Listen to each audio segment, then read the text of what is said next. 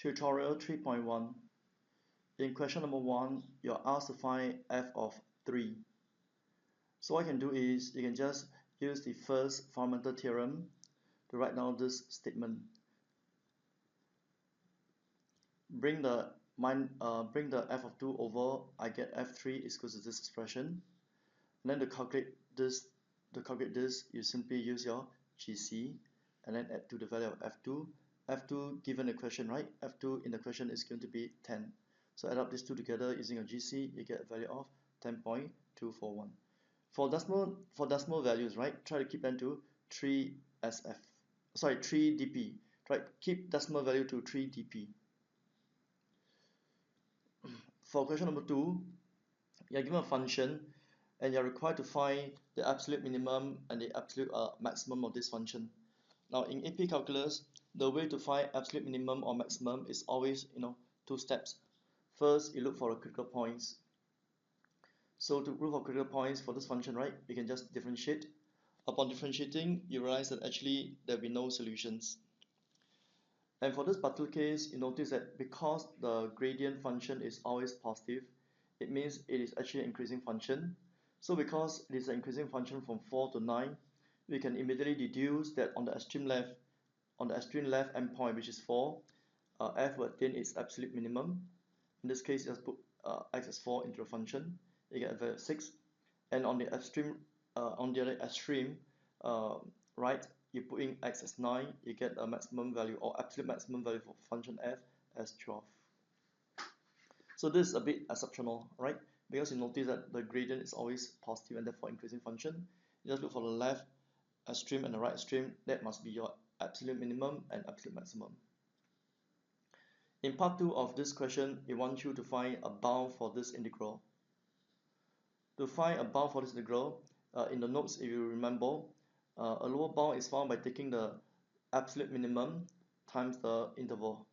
Right, this is the absolute minimum, and then upper bound is done by using the absolute maximum times the interval. So the integral from 4 to 9 of this expression, right, is bounded by 30 and 60. So naturally 30 is the lower bound and 60 then is the upper bound. In part 3 of the question, you are required to find the average of the function f over the interval from 4 to 9. This is how you find the average value. And then in the same question, you also want to find the value of c, such that f of c will give you the average value. So let's work out the average value first. To find the average value, you just have to integrate this. You could have done this using calculator. If not, you can do it by hand. And then you plug it in by hand. You should get that the average value is 271 over 30. Now to find the value of c, right? Such that fc is equal to the average value. What you do is you equate this number, root c plus c, to be equal to this. So to solve for c naught now, you just bring the 30 over the left hand side, and then you can rewrite it as like this. You don't really have to do it this way. I'm just showing you how I could have done it by hand. So if you have a GC, you could immediately use GC to find the value of c. But otherwise, you can go through this simple arithmetic to find root c first, and after that, the value of c. There will be two values, just that you reject the other one, because of the fact that it must stay within 4 and 9. So once again, you realize that for decimal value, I keep the answer to 3 dp's. Question 2b is actually a repeat of question 2a. The same thing, you're given a function, and the same thing goes, you're going to find the absolute minimum and the absolute maximum. So in this case, I first and foremost find the critical points by differentiating once, and then to get from here to here to solve for x, right? This time I really use the GC, and how do I use the GC to find x? I use this solve function. You really need to know how to use a solve function to solve an equation. In this case, solving this equation for a value of x, and you are limiting it to this interval of x. You should limit the interval so that it won't give you many extra values. So in solving this equation, I got that x is equal to 0.860334. Alright. In this case, I didn't keep the 3 dp yet because this is an intermediate value. Then from this value of x, I work out the value of g. at this critical value. I got 0.561. Again, 3 dPs. I just put this number into the function for g.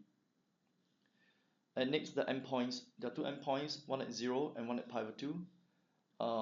So at 0, it gets 0. At pi over 2, you just plug it in, get 0 as well.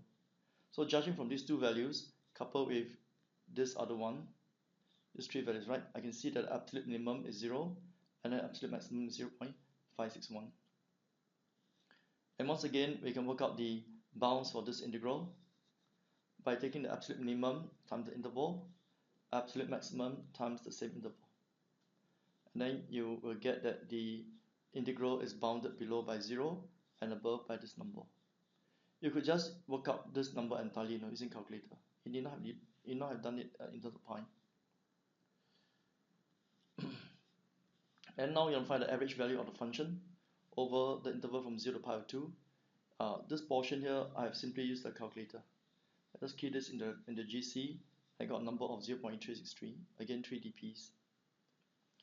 And then once again, to find the value of c that gives you the average value, I equated this, which means on the left hand side, right, this is c cos c equals 0.363. And once again, I use the GC to solve, and I got two values of c. Right, the GC that why I key in the GC is this. Okay, to solve this equation, right, I key in the GC this function. Now I key in this entirely. I'm just trying to show you that you could just key in this entirely without working this out. Right, you could just put this as 363. Right, could put it as 0.63 for this whole thing instead of this integral. But I chose to put integral to be very accurate. And once again, it's the solve function that I've used to get these two values of c. And that's actually question number 2. Question 3 is actually application of the second theorem. So in the second theorem, right, if you're differentiating an integral, bear in mind that this is x, right? Then it's just simply sine squared replacing the t as x. This is the second theorem.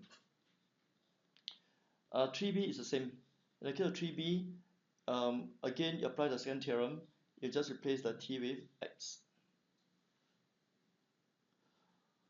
For 3c is a little bit of a trick that you want to see here, that now it is from minus x to x. So what I've done here is I've broken out this integral into minus x to 0 and then 0 to x. And then I flip this integral around by putting a minus outside. And now I apply the second theorem. Second theorem say it become e to the power of minus, replace the t with minus x, we have 0, right? And then you need this extra step of differentiating the minus x. And for the other side, it simply just put t as x. And then upon tidying up the arithmetic, right, you get 2e minus x squared. Right, so 3c is still not too bad, because although it looks different, but you just need a simple trick. For part D, right, for part D, now it's actually the case where you have 6x. Again, you turn the limits upside down, the other way around, 1 to 6x. And then you can now apply the theorem, replacing the t as 6x.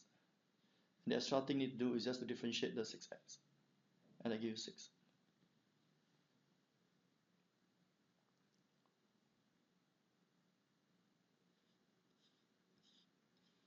Okay, for 3e, similarly, this x squared, right, it's not x, right? So just replace the t as x squared first, and then just differentiate the x squared. You get 2x.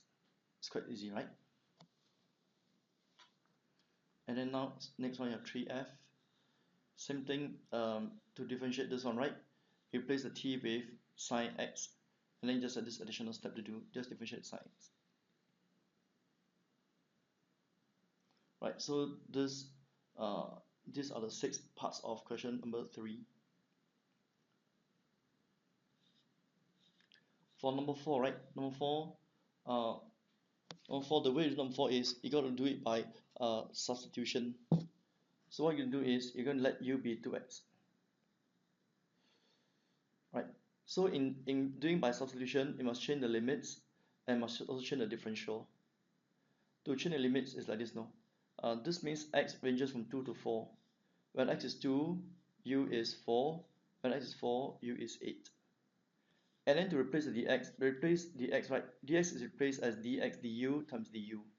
Say again, dx, right, is replaced as dx du times du. And dx du, judging from here, right, dx du is how much? If you differentiate x with respect to u, you get half. Right, half. So if all this thing, you just plug it in, right? 4 to 8, the function, and then dx du times du, right? In place of dx du is actually half. You bring the 2 across, you get a value of 10. So that's why the integral of this thing becomes 20, which is answer D.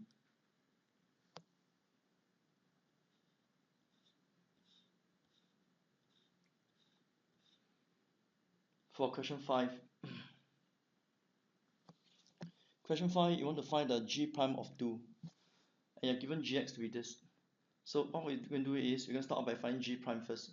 G prime of x means the same thing. The second term says you replace all the t with 2x, and then you just differentiate 2x.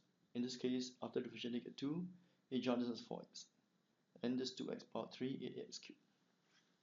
So to find g prime of 2, you now put x as 2 throughout. You get 8 with 63, which is part D.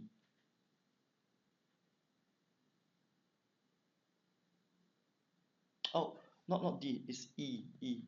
This is E, sorry. This should be E. Right, this should be E. Right, bear in mind, this should be E, not D, okay? E. I wrote wrongly, it should be E. I just realized it. It's E. Okay. Now for question 6, right? For question 6.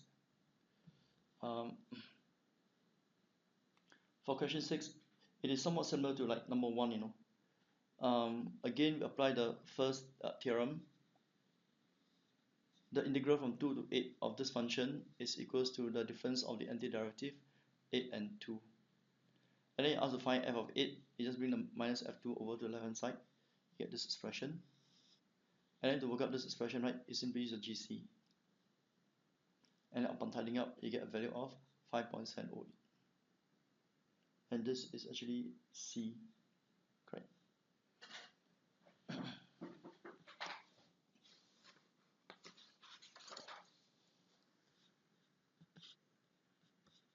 We take a good look first.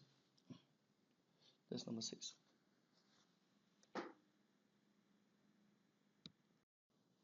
Now on to question 7, right? In question 7, you're given a graph of the function of f, and then another function gx is defined in terms of the function f in this manner. Part A of question 7 has itself has 4 parts. First and foremost, to find g of 4. Based on the definition of gx, it means integration from 2 to 4 of ft. So based on the graph, right? Based on graph, it represents the area under the graph from 2 to 4 of the graph of function f. So from 2 to 4, right? To find area from 2 to 4, you just apply the area or triangle formula. The base is 2, right? From 2 to 4, right? The base is 2, the height is 4. So half times base times height, which is actually the area on the curve in this case, is in this case 4. To find g of 0, so again, the definition of g means it's from 2 to whatever. So 2 to 0, right? I turn it over to become 0 to 2, I add a minus sign here. So the integration from 0 to 2, right, is actually a quadrant. So it's 1/4 of a circle. So that gives you, in this case, minus pi. And then you ask to find g prime of 2 values. Now going back to the theorem, right? Because gx is defined in this manner, g prime means you differentiate this right hand side. According to the second theorem, right, this one becomes just f of x. So g prime is actually f of x by the second theorem. So then you ask to find g prime of 4. G prime of 4 means f of 4. F of 4 from the diagram is just 4 because 4 maps to 4. G prime of 5 means f5, and f5 from the diagram, right, is actually 0. For 7b, it asks you for an interval where g is decreasing. The function g is decreasing, right, when the gradient, which is fx, is negative. So judging from diagram, right, fx is below x-axis or negative from 5 to 6. From 5 to 6. You want to realize that in this case, I include both 5 and 6. And next is to look for interval where g concave up. A function concave up when the gradient of the function is increasing. So gradient of g in this case, right, g prime is actually fx. So look for an interval where fx is actually going up. So from graph, right, fx is going up from -2 to 0 and also going up from 2 to 4. That's why g concave up on these two intervals.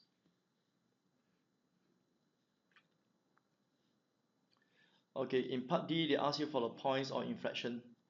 Inflection points are points where the g double prime, in this case g double prime, in this case will be f prime, okay, where the f prime changes sign. So where are the points where the f prime changes sign? At the point 0, you realize at the point 0, right, on the left the gradient is positive, on the right the gradient is negative, so there's a change of sign of the gradient of this one, right? Because g double prime in this case f prime z. So look at where f prime changes sign. At 0 it changes sign. At the point 2, right, f prime changes from negative gradient to positive gradient. At the point x to the 4, f prime on the gradient, right, the gradient of f, right, changes from positive to negative. So at these three spots, right, at these three spots, the f prime changes sign, which therefore means at these three same spots, g double prime changes sign. So hence the inflection point for g are at 0, at 2, and at 4. And then when x is 0, you found earlier on, in the earlier part, you found that when x 0, your function is minus pi, and then 2, 0, and then 4, 4. So these are the inflection points of g. Part E, one has to find absolute minimum, absolute maximum of g. So to find absolute value, right, again we find the critical points. Critical points are found by taking the gradient equate to 0, or when gradient is undefined, right? So in this case, gradient is actually fx. So fx is 0 at these 2 points, 2 and 5. At point 2, g2 is 0. At point 5, g5 is actually 6. So these are the critical points. Okay. Then next, look at the endpoints. Endpoints are 2 points at -2 and at 6. From 2 to -2, right? From 2 to -2 is actually a semicircle, just like need a minus because you have to change the limits the other way around to -2 to 2. See? That's why I need an extra minus here. Right. Then g of 6 means integrate from 2 to 6. If you integrate from 2 to 6, right? You have one triangle that's above x-axis, and this triangle is below the x-axis. So upon taking the difference in this case, right, because positive area and then the negative area, you get a net area of 4. So these are endpoint values. So based on these values, right, 0, 6, and then -2 pi and 4, right, I can conclude that the absolute minimum of g is -2 pi when x is -2, and the maximum value is actually 6, and x is 5. You see, and x is 5, 6. Okay, let me make it smaller so I can see it better. You gotta pause for a moment.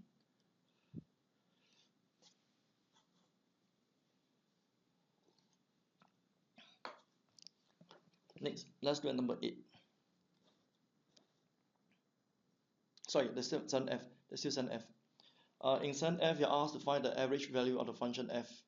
So average value means to integrate from -2 to 6 over the interval. So to integrate from -2 to 6, right, you add up the areas. 2 are positive area and 1 negative area because below the x-axis. So it turned out that it becomes pi plus 2 over 4. This is question 7.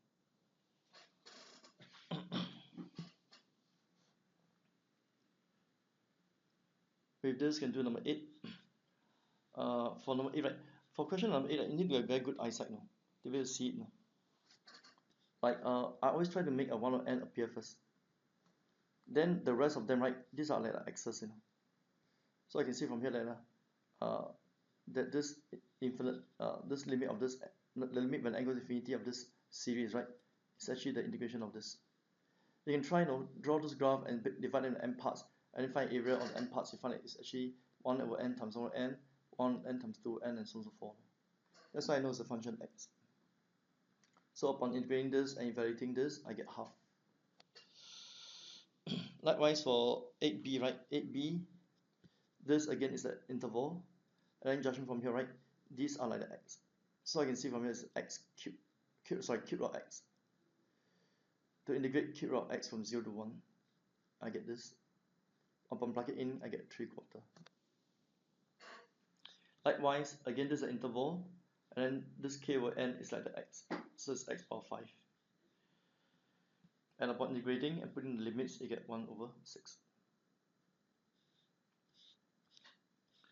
And for part D, right, you got to see it carefully, no? The k over n is always like the x.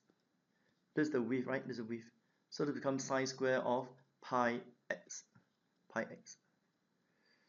And to integrate sine square, right, we have to change the sine square into half of 1 minus cos twice this angle. To become from here to become this, right, is actually using the double angle. You just make sine square theta the subject, you see that this half 1 minus cos twice the angle will just appear. And upon integrating and putting the limits, right, I get a value of half.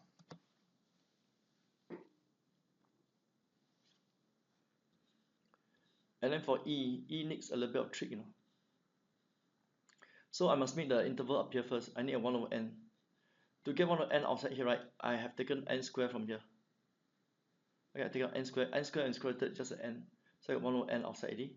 So I left only an n, right? N over n is a 1. Then I over n is just here. And I over n is always usually the x. So this becomes integrating from 1 to x square rooted from 0 to 1. So just do your integration and put in limits. You get answer of this much. Okay, let me pause for you, like see better.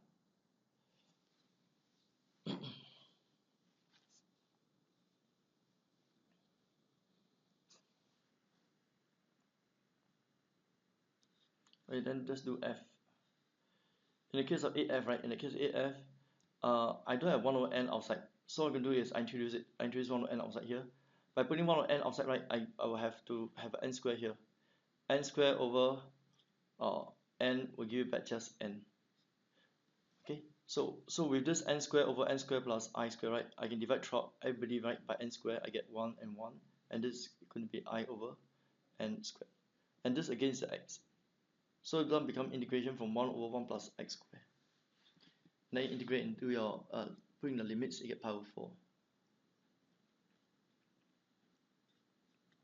Okay, have a good look first. Let me slow down.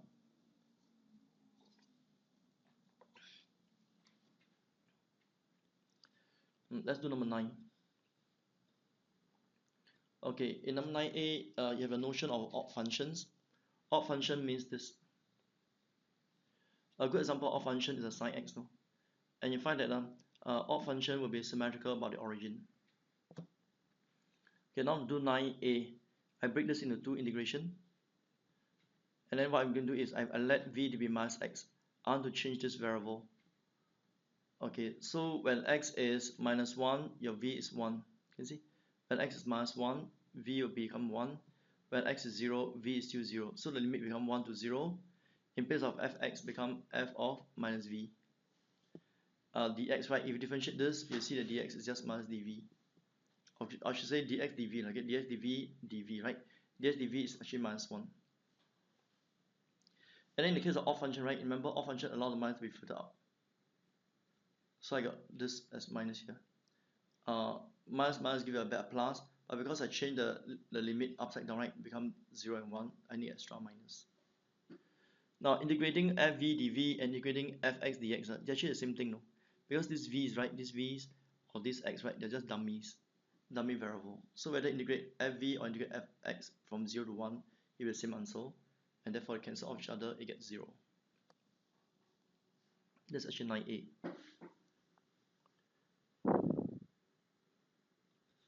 And now 9b. Oops. Okay. I'm short 9b. Okay, I'll come back to 9b short later. And now for question 9b, right? In question 9b, you have the notion of what's called even function. Even function means this. If you have an even function, you want to know that it's actually symmetrical about the y-axis. A good example is the case of cosine x. Okay, once again for 9b, right?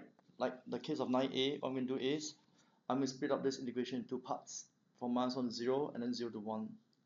For this portion, right, I'm going to replace it with v, letting v to be minus x. This one becomes what? When x is minus 1, v is 1. When x is 0, v is 0. This is f of minus v. In place of dx, I place it as dx dv dv. dx dv is actually minus 1. And then because even function absorbs a minus, so it becomes just fv. And then this minus is used to invert this upside down to become 0 to 1. Integrating from 0 to 1 of fv or integrating from 0 to 1 of fx, they're actually the same thing because these are called dummy variables. So therefore, you get twice of this integration. Okay, let me put it here for you to see better.